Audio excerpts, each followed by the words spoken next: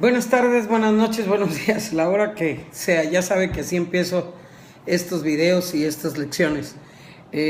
Ya terminamos de ver los conceptos que implican la salvación y lo que la salvación quiere decir, todo lo que abarca la salvación, ¿no? Todo lo que conlleva ser salvo.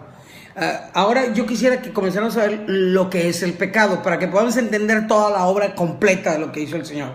Mire, una de las una de las consecuencias o efectos de la gracia de Dios en tu vida, cuando la recibes, es la manifestación del amor de Dios perdonándonos todos los pecados.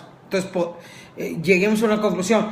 El pecado es la naturaleza del hombre que vive sin Dios, que vive apartado de Él, que infringe la ley. Esa es la naturaleza del hombre que vive sin Dios, no la del que vive con Dios. Dios quiere que comprendamos, que entendamos, que nos sea revelado, que nos convenzamos de que Jesús fue a la cruz y ahí mató esa naturaleza en el ser humano. Él se la llevó a la cruz, Él la llevó a la muerte y desde ahí nos entrega a nosotros la victoria sobre eso. Entonces, el pecado siempre está tratando de dominar al ser humano y llevarlo a cometer, o la naturaleza del pecado lo lleva a cometer toda clase de actos contrarios a la voluntad de Dios. Bueno, ahí donde Jesús mató al pecado, vamos a decirlo de esta manera para tener una figura como más clara, ahí también nos proveyó de su naturaleza divina y de los recursos para que nosotros podamos realizar al 100%, al 1000%, al todo por ciento el propósito eterno de Dios. Él ya hizo esa obra. A nosotros nos corresponde creerlo, esa es parte de la obra de justicia, y activarlo en nuestra vida. Eso es lo que necesitamos aprender hoy y vamos a verlo un poco más. Para poder entender ese un poco más del que yo quiero hablar, vamos a hablar de la palabra pecado en todos sus significados o todas sus versiones, no sé cómo llamarle, no encuentro la palabra ahorita. Bueno, la primera es amartia, que yo creo que todos la conocen, que significa pecado, como va, ¿verdad? Y es tan común en el Nuevo Testamento, es tan singular el Nuevo Testamento que aparece por lo menos en las cartas del apóstol Pablo unas 60 veces aproximadamente. La definición más simple de pecado es equivocación. Viene de un verbo que es, amartia es pecado como la acción, y amartanein es el verbo de donde viene el pecado, es errar al blanco.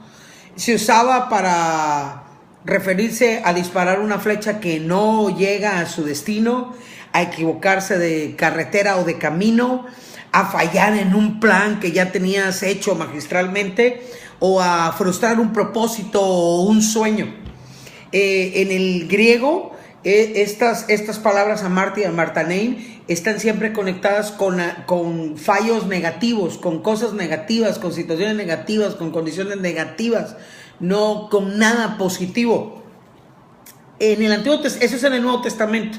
En el Antiguo Testamento describen algo más fuerte y más profundo. Esta palabra amartia no describe un acto total, definitivo de pecado, sino un estado de pecado del cual salen todas las acciones pecaminosas. Fíjese lo que estoy diciendo, no define, estoy cometiendo un acto ahorita, sino es un estado, es una naturaleza, es una forma de vida, es una forma de ser de pecado, y de esa forma de ser, de ese estado, de esa naturaleza, salen todas mis acciones. O sea, no son las acciones el pecado, es el estado en el que yo vivo fuera de la palabra. Esto es importante. Esto es importante porque el apóstol Pablo, cuando habla de amartia, amartanein, dice que es una cosa como personal, como maligna, que tiene poseído al hombre, que lo tiene en sus garras.